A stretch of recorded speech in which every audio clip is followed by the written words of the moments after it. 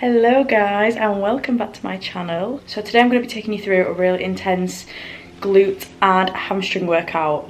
For me, this is just kind of like my ultimate glute workout, just the way it's structured, everything that I'm going to be doing in it, exercise wise. You know, you've got all your main compounds that you need for your glutes and your hamstring. If you don't know how to kind of like structure a leg workout, if you're not really sure, then I would always say start off with compounds, move into unilateral movements, and then move into isolation movements. So for example, a compound could be a squat, unilateral could be a step up, and an isolation could be a glute kickback. So that's how I would always structure your leg workouts. Make sure you are saving your compounds, which require the most energy, at the start. But anyway, I'm gonna go to the gym now, so I'll see you there. Before we go there, I'm just gonna have my creatine. Okay, so first off, going to be starting with a warm-up as always. Just going to be doing some hip openers, leg swings, things like that, just to loosen my body up. The last thing we want to do is get any injuries, but it also just helps with like your range of motion and stuff during movements if you are doing a warm-up at the start. I like to do my warm-ups for around 10 to 15 minutes just to make sure that they are quite in-depth. Warming up is one of the main most important thing during a workout. You could easily just injure yourself if you don't do a warm-up, even just slightly. You could just tweak something, and just by doing a few stretches, dynamic or static, can just help prevent that as much as possible.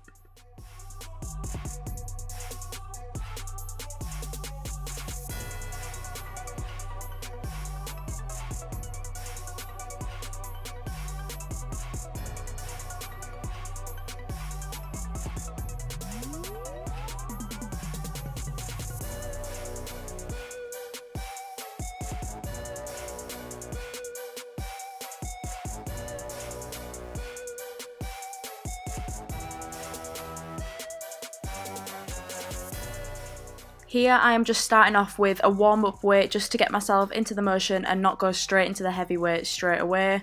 I like to do just 1 or 2 sets with a very light weight, also just for a little bit of activation. I don't really believe in activation as much in a way with bands. I don't think they really do much. They obviously give you a burn and stuff, and they can help you get a better connection, but I definitely don't think you need them. And if you are doing the movement right, you can definitely feel it in the muscle that you're wanting to feel it without using any bands.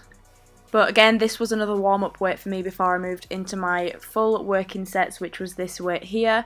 But we are going to be starting with hip thrusts with a pulse. So as you can see, I am coming down doing 1 full rep straight into 1 pulse rep, which is kind of like a half rep. And I think I did 8 reps here and 4 sets. This just really keeps constant tension in the glutes, adding the pulse in. It's kind of like an extra rep, but not really. And the rep that you are doing is just constant in the glutes. You're not engaging any hamstrings whatsoever. I did actually have to run to the toilet as well after this because I thought I was going to throw up. These were literally killing me so much. They are just so intense, and I genuinely did have to run to the toilet. I was alright, but I just gave myself a little bit of a rest before the next exercise, but these absolutely fucked me up. Okay, now going into a movement that is going to work the glutes in their lengthened position. So a hip thrust is an exercise that works the glutes in a shortened position, and then this is an exercise that works the glutes in a lengthened position. As you can see, we are lengthening the glutes. I don't really know how else to explain it other than what you can see. But these are elevated barbell RDLs. I use the plate underneath my feet. I don't think you can really see it, but I use it just to add a bit of elevation and add a larger range of motion. Obviously these plates that I'm using are quite big, but if you have got small plates, there's not really any need for the plate underneath. It just allows me to get a little bit further down.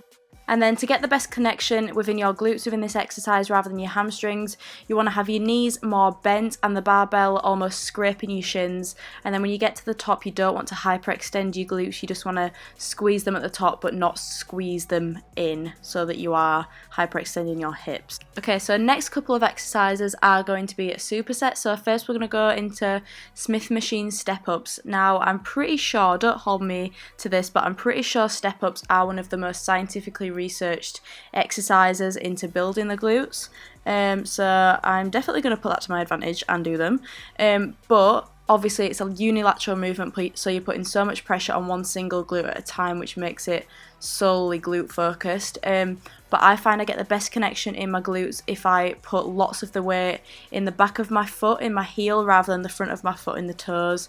I find I get lots of connection in the quads when I do it in the front of my foot rather than the back.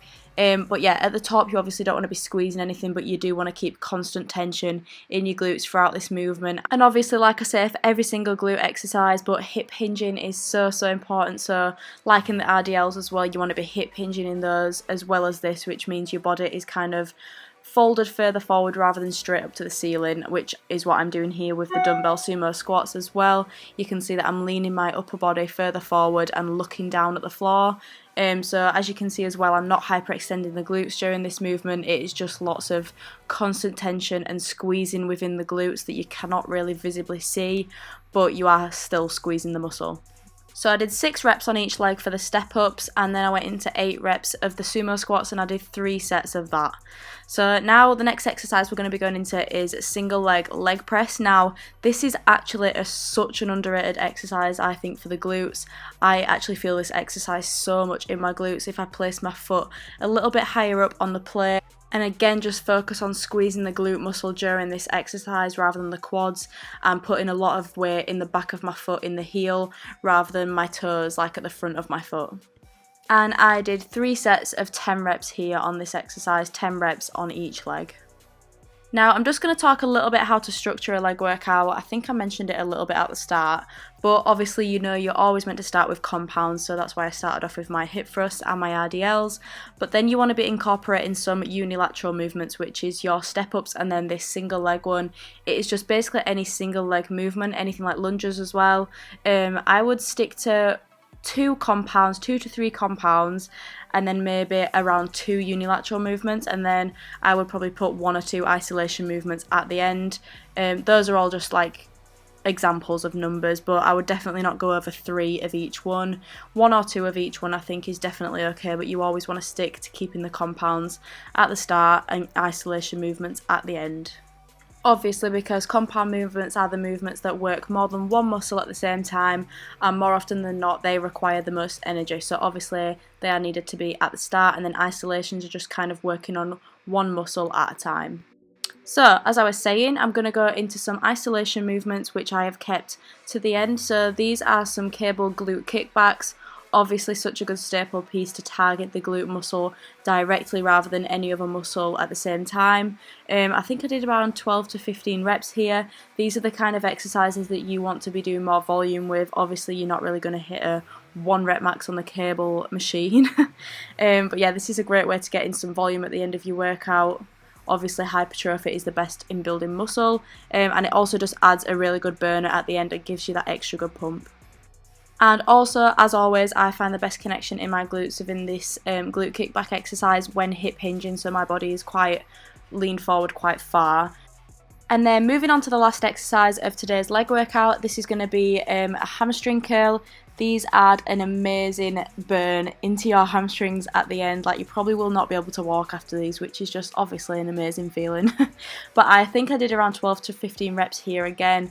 I like to keep these really slow on the negative just to really burn the hamstrings and keep constant tension within the hamstrings. So that is going to be it for today's leg day, guys. I hope you enjoyed it, and let me know if you do try it on your next one and what you think. But yeah, hope you enjoyed, and I'll see you in the next video.